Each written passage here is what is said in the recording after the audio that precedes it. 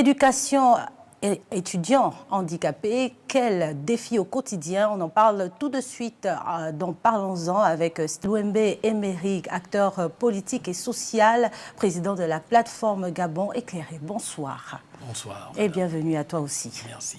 Toi, tu es un habitué des plateaux de TV+.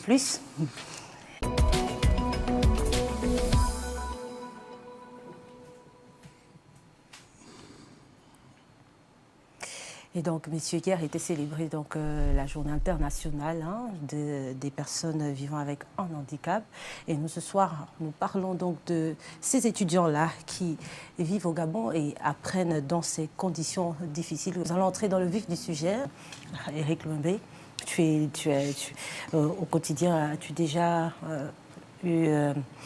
rencontré de telles personnes autour de toi vivant avec un handicap?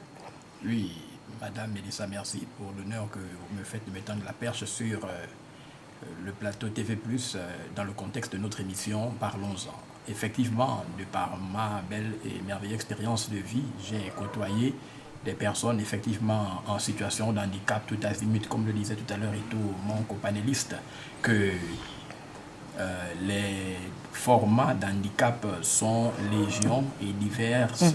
Et effectivement, il est monnaie courante de côtoyer effectivement ces merveilleux frères et sœurs pour lesquels d'ailleurs je tire mon chapeau, qui vivent un défi quotidien, mais qui, le moral haut et au zénith, font l'effort de pouvoir vivre dignement au quotidien. C'est quand même assez particulier, Émeric, d'obtenir son bac à 27 ans et quand même de poursuivre malgré le fait qu'on ne soit plus éligible à une bourse d'études. Mais comme je le disais, je lui posais déjà la question, est-ce que tu penses que cela participe vraiment à écarter des universités ces personnes-là vivant avec un handicap?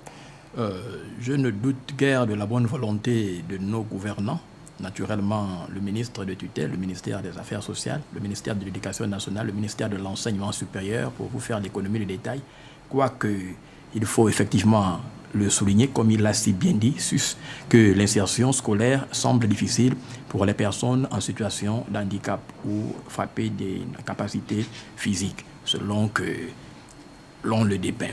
Donc, je disais tantôt qu'effectivement, l'intention ne semble pas d'exclure ou d'écarter les personnes en situation de handicap du circuit scolaire, académique, universitaire.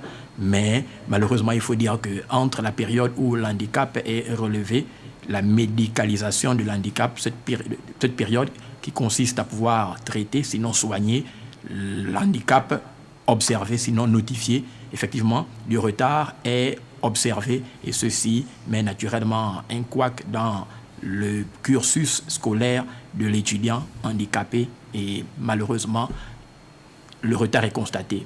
Force est de croire que nos autorités suivent avec beaucoup d'attention cette émission, Parlons-en, et que les mesures appropriées seront prises naturellement dans les suites des temps de cette émission pour naturellement viabiliser le cursus scolaire de nos étudiants et étudiantes en situation de handicap. Parce que pour vous, c'est à changer. Et effectivement, je crois que les mesures devraient améliorer ce qui est déjà bien. Mais comment pourrait-on changer cela? Déjà, de ce qu'il vient de dire, améliorer le système académique scolaire sur le plan du primaire, le préscolaire, je vais dire, donc la petite et la grande section, donc de 2 ans à 5 ans. Ensuite, le primaire, proprement dit. Et ensuite, le collège, le lycée et les universités. En faisant quoi? Lorsqu'il parle de la médicalisation de l'handicap, il est question ici de ne plus freiner, sinon stopper le processus scolaire de l'étudiant ou l'étudiante handicapé dans la quête d'une solution de l'handicap, mais de poursuivre tant bien la formation académique, sinon estudiantine, au même moment que la médicalisation de l'handicap se fait. Ceci pallierait tout simplement en gagnant du temps pour que celui-ci ne soit pas d'ores et déjà en retard dans son cursus primaire, en partant de la petite, de la grande section naturellement pour le primaire et jusqu'à la finalisation naturellement du cursus. C'est déjà l'une des mesures. Parmi tant d'autres, naturellement créer des écoles qui soient appropriées à la spécificité tout simplement des personnes en déficience physique ou frappées d'un handicap.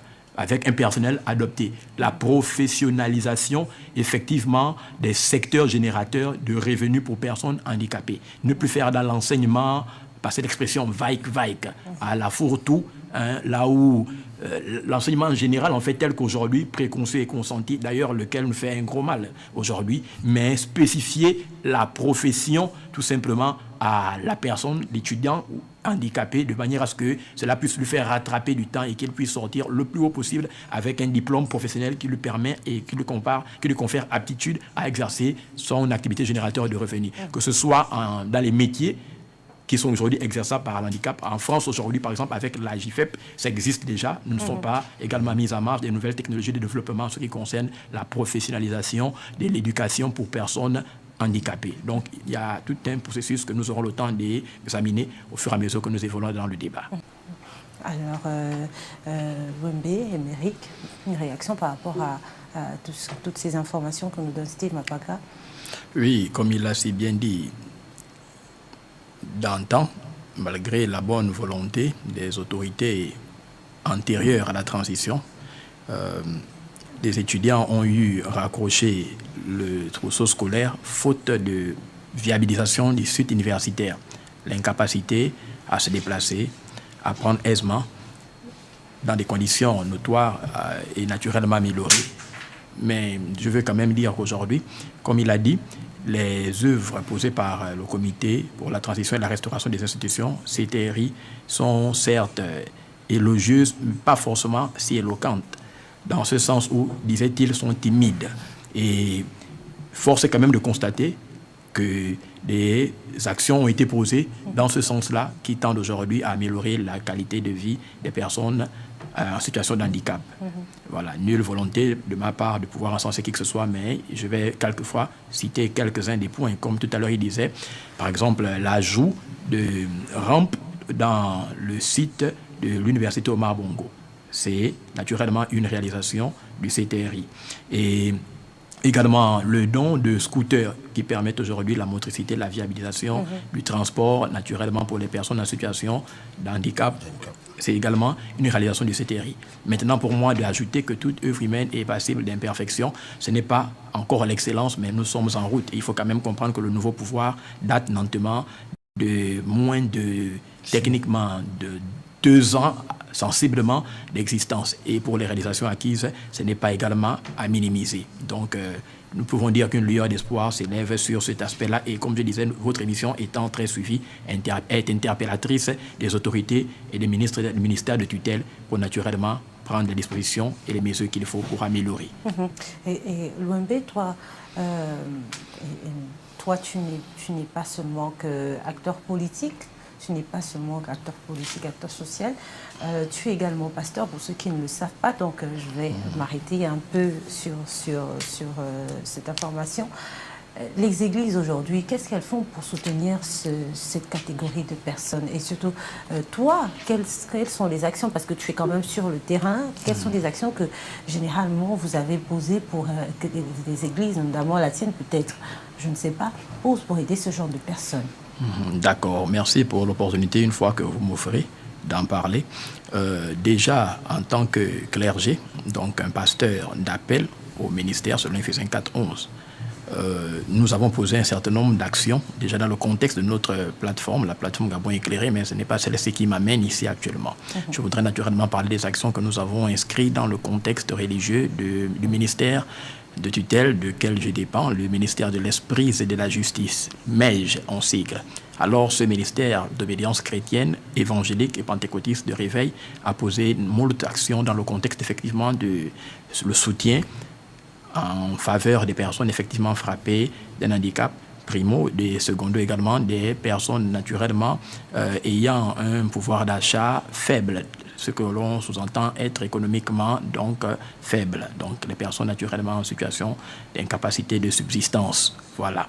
Donc parmi les actions, nous pouvons naturellement noter le soutien de par des bourses pour des élèves naturellement en classe de secondaire, donc collège, lycée, mais également le soutien en bourse pour des étudiants universitaires dans le contexte de l'enseignement privé. C'est des actions que nous n'avons pas souvent eues à relayer sur les réseaux sociaux du dicton biblique dans les synoptiques des livres comme Matthieu, chapitre 7, qui nous disent que la main gauche ne devrait pas savoir ce que la droite fait, mais que nous faisons d'ailleurs tout simplement en guise de bonne évangélisation, parce qu'il faut dire que le Christ Jésus lui-même prêchait l'évangile en parole, en action et en puissance. En action sociale, je plébiscite ici bien. Donc, deuxièmement, le ministère de l'Esprit de la Justice, dirigé par le bishop Sylvain Etzan, un homme légendaire dont le lustre de l'évangélisation de par son ministère n'est plus à présenter sur l'ensemble du territoire national gabonais, également œuvre dans le social, dans le contexte naturellement de la visite et du don des denrées alimentaires aux personnes du centre hospitalier de Mélène, des personnes frappées d'insuffisance mentale également. Et là, nous avons un programme particulièrement qui commence ce 7 décembre 2025. Et ce programme, mis en évidence par le ministère de l'Esprit de la Justice, dirigé par le couple Bishop Etzan Sylvain du Gabon, Onga et Maman Myriam Etzan, d'ailleurs, mettra à la finalisation de ce programme une séance de distribution de denrées alimentaires pour les Gabonais et Gabonaises économiquement faibles. Donc c'est ici montré de par cela que nous ne faisons pas seulement dans la prédication de l'évangile notoire comme habituellement, usuellement il se fait, mais que nous voulons joindre la prédication avec les actes de l'esprit, donc les guérisons, naturellement les signes et les prodiges de Marc chapitre 16 à partir du verset 18, qui accompagneront ceux qui auront cru, mais également faire dans le social, parce qu'aujourd'hui, la séparation entre pouvoir pouvoir politique et religion n'empêche pas l'Église de faire mouche. Parce qu'il faut bien comprendre qu'en France, par exemple, qui a le meilleur système social au monde, nous avons vu le fleuron du courant pentecôtiste et charismatique réveil avec naturellement l'armée du salut œuvrer dans le social et devenir le premier partenaire de l'État en ce qui concerne naturellement la prise en charge des personnes du troisième âge, donc les vieux, les vieillards, les jeunes qui étaient en situation de désinsertion académique scolaire pour les réinsérer sur le plan professionnel, sur le plan scolaire naturellement, et également les personnes handicapées. Donc le rôle de l'Église, ce n'est pas seulement de prier pour la nation, c'est également de pouvoir apporter le social, mettre l'humain au cœur de la priorité de la gouvernance ecclésiastique. Merci, par le social. Émeric, j'insiste, je suis pasteur, alors il y a toutes ces personnes qui te regardent et ces personnes déjà aussi qui vivent avec ces étudiants qui vivent avec un handicap, hein, ton mot de fin pour les encourager et pour qu'ils gardent le moral jusqu'à la fin, afin qu'ils obtiennent aussi, ils finissent leurs études comme notre frère ici. D'accord, donc déjà interpeller les pouvoirs publics, les ministères de tutelle, mais le temps n'est même pas suffisant. Dire tout simplement que l'Église doit jouer son rôle.